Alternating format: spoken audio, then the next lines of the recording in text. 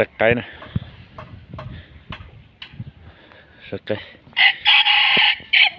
Tụi nó đắn nó quá. Tụi nó có tên chơi ít xong à. Ít xong cái chừng có. Có tụi được bố xuống nó. Bọn chỉ là được bố. Tụi nó hay cho nó chỉ tốt cơ thế này. Cho nó mà lên chỉ tốt quá. Rồi tụi trong xỉ nữa. Tụi nó là để lên chỉ tốt cơ. Nó sẽ là thằng chế nó cầu dây lên chỉ xong rồi tụi nó chỉ có thể bên trên cái mỏ sẽ tao chăm xị nữa chụp hình này tụi nó là cái mỏ không thế tụi nó có thể ta tại bên trên xem sẽ là ngu bắt thằng lên ta xem mà khát thì tiền lên nó tụi nó chỉ để lên chỉ tuổi cơ li mua cho một đồ lúa và bằng này rồi đang chiều nó thả lên đó rồi để cô mua lên được ở bên lăn một lúa và bằng lại nó thì chỉ po tụi nó cũng vô là thôi mẹ thôi thôi nó có biết qua trục trệ thôi thôi chỉ tôm có tơi chỉ sẽ nông nó số cục qua sẽ dị linh bây giờ tuần nữa chụp hình này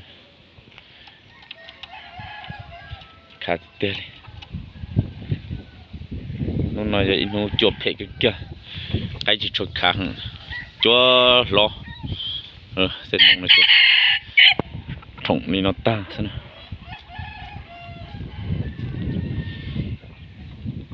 cho sẽ có sẽ này ba là nhẹ thực tế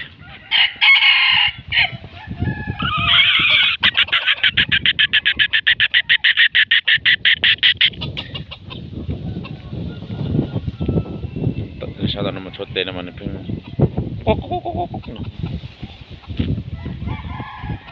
tụi nó chơi chốt xịt to rồi to kìa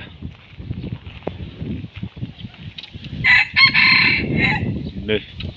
tụi lần gì một lỗ vào bảng coi nó thì này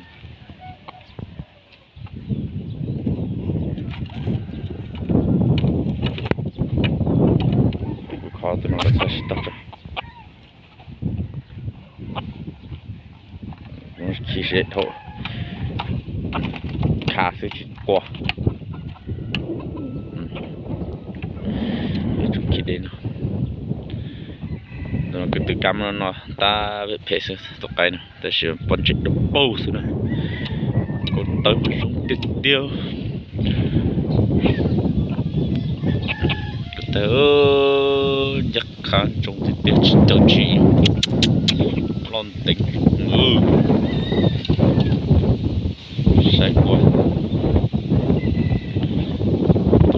tụi sao ta nó khí nó là một chuyện xa rộng nó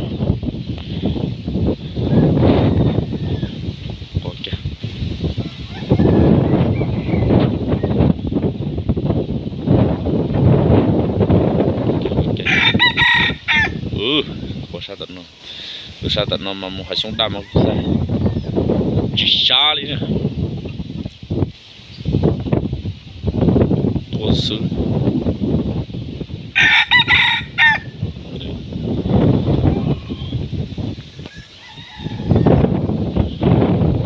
cho lo rồi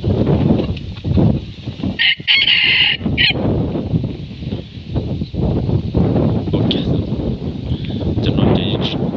lại đây là cái túi này nè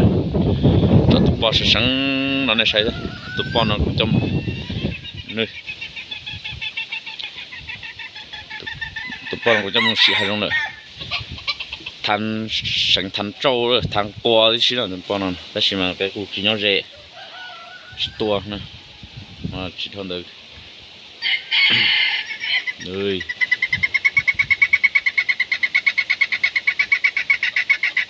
sáng hai nó này hay mà nó tụi nó xuất tệ tụi có sừng nó nè nó cầm gỗ kia có xuất tệ gì mà xuất tệ thì nên sừng tờ chưa hay có chọc cái mà chọc hay là trâu rong thế